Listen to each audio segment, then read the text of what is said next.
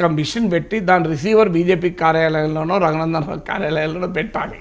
పెడితే వాళ్ళిద్దరు ఏం మాట్లాడుకున్నారో ఇక్కడ వినబడుతుంది. అందువల్ల అది ఆ రఘునందన్ రావు కూడా అలా చేశాడని నేను అనుకోను. సో అలా కానీ బేసికల్గా ఇది పొలిటికల్ అలిగేషన్.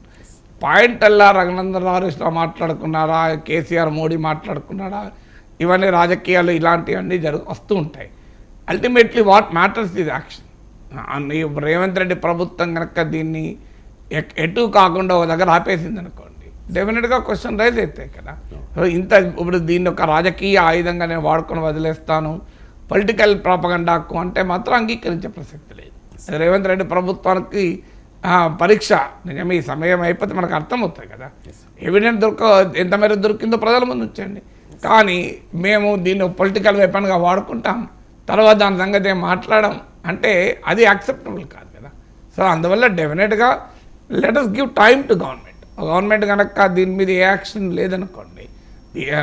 బీజేపీ కేంద్రంలో ప్రభుత్వంలో ఉంది. కేంద్రంలో ఉన్న రఘునందన్ రావు లాయర్ కూడా హైకోర్టులో కేసేసి ఇలా రాష్ట్ర ప్రభుత్వం దీన్ని సరిగా విచారణ జరపడం లేదు, సిబిఐకి అప్పచెప్పండి అని నువ్వు కేసు వేయచ్చు కదా. హైకోర్టు ఆదేశిస్తే సిబిఐ తీసేసుకుంటుంది, రాష్ట్ర ప్రభుత్వంతో సంబంధం లేదు, రాష్ట్ర ప్రభుత్వ అనుమతి కూడా అవసరం లేదు. సో అందువల్ల అనేక అంశాల్లో కేంద్ర ప్రభుత్వం ఇన్వాల్వ్ కావడం లేదా, దీనిపై కూడా విచారణ జరపమని ప్యారల్గా. సో లేదు రాష్ట్ర ప్రభుత్వ విచారణను భంగం వాటిల్లటానికి కాదు మళ్ళీ అల్టిమేట్గా. సో అందువల్ల రాష్ట్ర ప్రభుత్వం నిజంగానే ఏమీ చేయలేదు అనుకోండి, ఇన్వెస్టిగేషను సరిగా జరపలేదు అనుకోండి, central government can always intervene కదా. సో అందువల్ల ఆరోపణలు ప్రత్యారోపణలుగా ఇది మిగలకూడదు. ఇది నిజమా అబద్ధమో మనకు తెలియదు. బీఆర్ఎస్ వాళ్ళు రెస్పాండ్ అయ్యారా అనేది కూడా నాకు ఖచ్చితంగా తెలియదు. అని అడిక్వేట్గా రెస్పాండ్ అయినట్టయితే లేదు, ఉండుంటే మన దృష్టికి వచ్చేది కదా.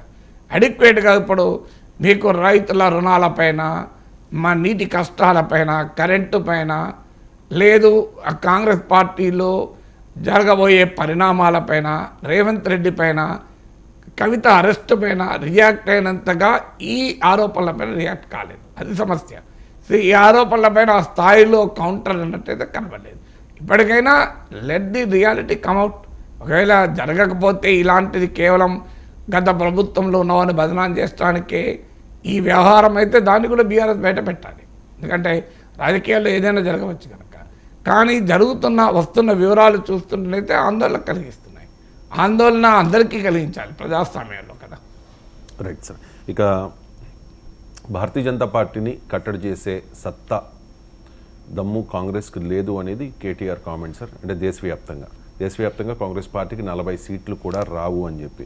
సో ఇది భారతీయ జనతా పార్టీకి ఫేవర్గా కేటీఆర్ మాట్లాడారనుకోవాలా, లేకపోతే జోస్యం చెప్పారనుకోవాలా, లేకపోతే తన ఆకాంక్షను బయటపెట్టారనుకోవాలా? బీఆర్ఎస్కి ఇక్కడ కాంగ్రెస్ బీజేపీ ప్రత్యర్థి అయినప్పుడు ఆటోమేటిక్గా కాంగ్రెస్ని అటాక్ చేస్తాడు కదా. అందులో బీజేపీకి ప్రత్యామ్నాయం కాంగ్రెస్ కాదు అని చెప్పడం ద్వారా ఎంపీ ఎన్నికల్లో బీఆర్ఎస్కు ఓటు వేయాలి అని చెప్పడం. అందువల్ల కాంటెక్స్ట్ కాంగ్రెస్కు 40 సీట్లు రావన్నాడు కనుక, కాంగ్రెస్ను అటాక్ చేస్తున్నాడు కనుక ఆయన బీజేపీకి అనుకూలంగా మాట్లాడుతున్నాడు అనే ఇంటర్ప్రిటేషన్ కరెక్ట్ కాదు. ఎందుకంటే బీజేపీకి అనుకూలంగా ఇంటర్ప్రిటేషన్ తీసుకోకూడదు. బీజేపీకి ఆల్టర్నేటివ్ మేమే అని చెప్తున్నాడు. అందువల్ల కాంగ్రెస్ కాదు ఇది. ఎందుకంటే అసెంబ్లీ ఎన్నికల సమయంలో మనం చూసాం కదా, బీజేపీ మేమే ఆల్టర్నేటివ్ అన్నారు, కాంగ్రెస్ మేమే ఆల్టర్నేటివ్ అన్నారు.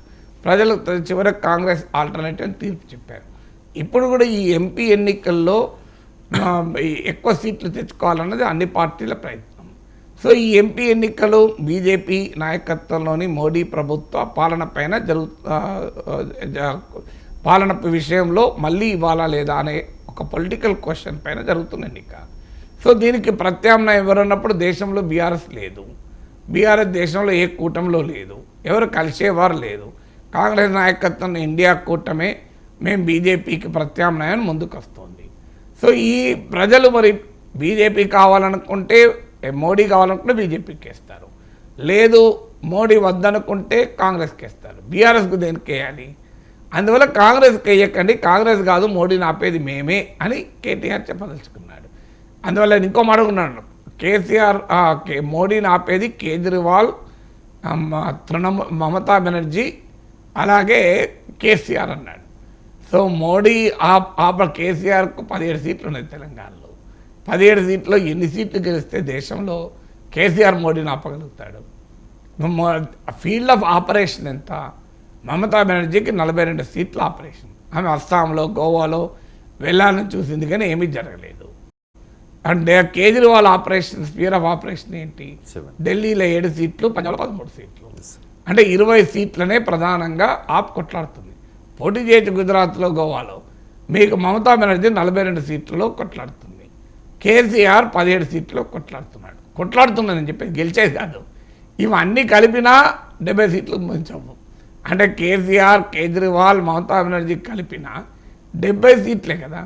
70 సీట్లలో ఎదుర్కొని మోడీని ఎట్లోడిస్తారు?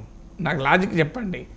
అందువల్ల మోడీని 200 సీట్లలో కొట్లాడేటువంటి కాంగ్రెస్ కాదు, 70 సీట్లు కొట్లాడి మేమే మోడీని దించుతామంటే 2024 ఎన్నికల్లో ఎలా సాధ్యమవుతుంది? అంటే ఇక మిగతా వాళ్ళని కలుపుకోవాలి. అంటే అది అప్పుడు సాధ్యమవుతుంది. అంటే కేసీఆర్